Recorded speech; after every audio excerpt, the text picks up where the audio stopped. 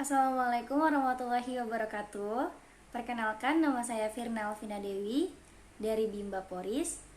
Di sini saya akan menjawab pertanyaan dari tugas magang yang pertama. Oke, dari pertanyaan di sini ada, apa pengertian fun learning? Apa sih fun learning itu? Fun learning adalah proses belajar yang sepenuhnya menyenangkan bagi anak.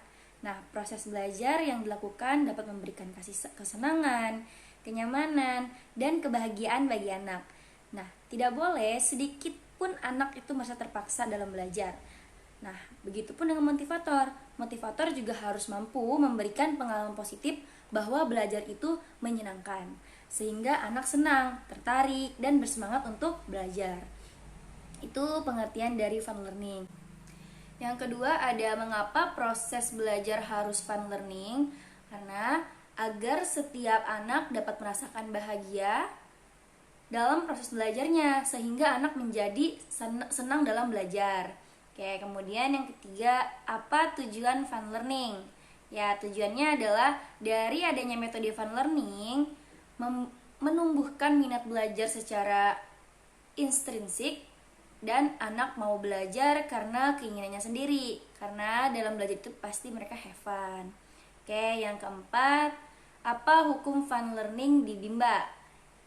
Jawabannya adalah wajib, karena dengan adanya fun learning anak menjadi senang dan giat untuk belajar. Yang kelima, siapa yang harus merasakan fun learning dan sebutkan alasannya? Yang harus merasakan fun learning adalah anak, karena alasannya, minat belajar akan tumbuh jika proses belajar dilakukan dengan sepenuhnya menyenangkan bagi anak. Anak mau belajar karena keinginannya sendiri. Proses pendidikan harus berbasis cinta dan kasih sayang agar setiap anak dapat merasakan bahagia dalam proses belajarnya, sehingga anak menjadi senang dalam belajar. Kemudian nomor 6, siapa yang harus menciptakan fun learning dan sebutkan alasannya? Jawabannya motivator.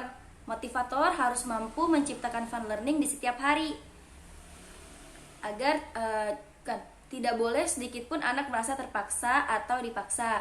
Jika anak belum tertarik, motivator harus mampu mengarahkan anak dengan cara mengajaknya melakukan. Kemudian nomor 7, bagaimana cara menciptakan fun learning? Dengan cara mengajak anak berdialog, bernyanyi, bercerita, mendongeng, dan bermain bahasa Bimba. Dengan melakukan evaluasi efeksi setiap saat, pastikan semua anak yang dibimbing senang, semangat, dan antusias melakukan kegiatan sambil bermain sambil belajar di Bimba AIWO. Yang kedelapan adalah, pertanyaannya, bagaimana cara mengevaluasi anak apakah have fun learning atau tidak? Jawabannya, dengan cara melihat indikator tercapainya fun learning ini bisa dilihat dari sikap dan ekspresi yang ditunjukkan oleh anak. Kemudian anak menunjukkan sikap senang, semangat, dan antusias melakukan kegiatan belajar di Bimba. Motivator menikmati proses membimbing anak dalam kegiatan bermain sambil belajar di Bimba. Di 9, apa dampak yang terjadi bila proses belajar menyenangkan? Jawabannya adalah anak merasa belajar ini bukanlah suatu beban. Kemudian yang kedua, anak tidak terpaksa belajar, tidak merasa bosan, dan mau mengulang yang telah diajarkan. Kemudian anak lebih suka belajar sambil bermain, dan anak akan menjadi generasi yang tidak mudah membenci belajar. Kemudian apa dampak jika proses belajar tidak menyenangkan? Yang pertama, anak merasa belajar ini adalah suatu beban. Kemudian anak terpaksa belajar, merasa bosan, dan tidak mau mengulang yang telah diajarkan. Yang ketiga, anak lebih suka bermain game sehingga malas belajar. Yang keempat adalah anak akan menjadi generasi yang benci dengan belajar. Lanjut, saya akan menjawab pertanyaan mengenai metode small step system. Yang pertama ada, apa pengertian small step system? Jawabannya adalah, small step system adalah proses belajar yang dilakukan secara bertahap. Motivator harus dapat memberikan kegiatan yang sesuai dengan kemauan dan kemampuan masing-masing anak. Contohnya, anak belum mau duduk tenang, apa yang harus kita lakukan? Cari tahu dulu apa kesukaan anak tersebut, Kemudian ajak anak melakukan kegiatan yang dia suka agar dia tertarik. Buat anak tertarik terlebih dahulu, berikan reward agar anak semakin bersemangat. Yang kedua adalah mengapa proses belajar harus dilakukan secara bertahap atau small step system?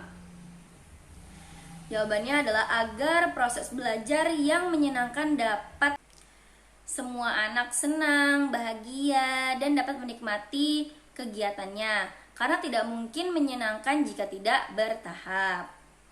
Kemudian nomor 3 adalah apa tujuan small step system? Jawabannya adalah tujuannya untuk memudahkan anak memahami materi belajar sehingga tidak membuat anak merasa terbebani dan stres. Kemudian nomor 4 adalah bagaimana cara agar motivator dapat mewujudkan proses belajar yang small step system. Untuk dapat menerapkan small step system tidak dapat dilakukan secara klasikal, itu harus individual. Individual system adalah proses belajar yang berpusat pada anak sebagai subjek belajar, sedangkan guru berperan sebagai motivator dan fasilitator. Anak sebagai subjek belajar berarti kebutuhan dan hak anak benar-benar diperhatikan. Oke, nomor 5. Apa dampak yang terjadi bila proses belajar small step system? Jawabannya adalah anak senang dan suka belajar, kemudian memudahkan anak memahami materi belajar, dan yang ketiga tidak membuat anak merasa terbebani dan stres. Kemudian nomor 6 yang terakhir adalah apa dampak yang terjadi bila proses belajar tidak small step system? Jawabannya adalah anak merasa belajar adalah beban, kemudian anak terpaksa belajar, merasa bosan, dan tidak mau mengulangi yang telah diajarkan. Kemudian anak lebih suka bermain game sehingga malas belajar. Dan yang terakhir adalah anak akan menjadi generasi benci belajar. Terima kasih. Wassalamualaikum warahmatullahi wabarakatuh.